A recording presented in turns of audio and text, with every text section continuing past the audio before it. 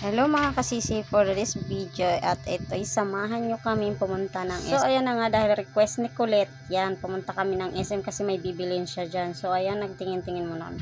Naglakad, kita nyo naman ang SM guys, grabe ang taog. Grabe guys, ang tao guys, halos puno ang SM ngayon kasi ay December 25. So marami ang namasyal ngayon, nandyan sila, pati mga kainan, puno din yan guys. So ayan nga guys, sa likod ko, yung aking mister yan, kumakain siya ng fries. So ayan nga, nagrereklamo pa siya dyan kasi daw yung dala-dala niyang bag ay bakit Pure Foods daw ang pangalan. Eh carry niya naman, o di ba? Siya talaga ang nagdala niyan. Pupunta kami dyan guys sa bilihan ng cellphone kasi yung anak namin ay gustong palitan ang cellphone niya kasi nagrereklamo na daw. Naglalag, pag naglalaro siya, basta lahat nagrereklamo na siya. So ayan, naglalakad kami, kumakain sila ng fries. So grabe guys, grabe ang pila ng price, pero imo 14 minutes nagantay sila doon.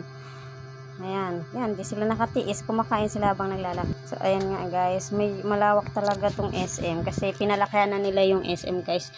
Meron na rin sa kabila siyang building. So ayan, tingnan nyo, ang daming tao, diba? Ang daming namamasyal.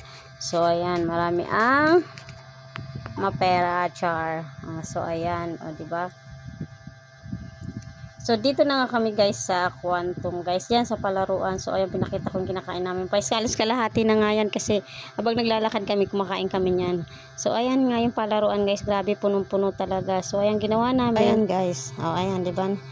Yung in-order ko na price, malaki na yan yung giga. Ayan, nagsalo-salo na lang kami kasi marami din siya. So ayan, si Bata Batuta, nagtingin siya. Yan, tingin siya ng mga tao, tsaka yan ang daming tao nga kasi December. At hindi nga kami nakapasok dyan sa palaruan guys kasi puno. So ayong ginawa namin, umupo muna kami sa tabi sa labas ng kainan. Tingnan nyo naman itsura namin dyan, parang mga pulubi kami. Tingnan nyo yung upo namin kasi nangalay na kami kakalakad. So ayan ang ginawa namin, umupo kami. Tingnan mo itsura namin dyan, o diba? Natatawa na lang dyan yung aking mister, o. Para sabi ko manglilimos tayo. Tatawa na lang siya. O diba? Ganyan kami, sobrang lamig pa naman guys. O diba? Wala man lang sa aming mga mamas. At ito na nga guys, pumasok na kami dyan at naglaro na ang dalawa. O diba? Basketball pa yan guys. So, kasi hindi na nakakapaglaro daw yung asawa ko ng basketball. Charot. O diba? Basketball silang dalawa. Tingnan mo yung isa.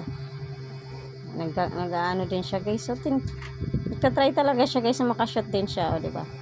So ayan nga guys, habang binibidyohan ko sila dyan. Hindi nyo ba alam guys, nakakapagod ang basketball laro na to sa SM. Tapos ayan, may lumabas ng ticket, 2 piraso lang. Ayan, kinuha pa yan ni Bulinggit. So ayan, at mayroon kaming nakita dyan, nakatrabaho siya. Tsaka ayan, kasi pila-pila yan dyan guys. At napagod na nga yung dalawa guys, kaka-basketball. So ayan, for today's video guys, ayan lang ang may papakita ko sa inyo. At pasensya na po kayo sa aking boses parang timang. O ayan, bye bye.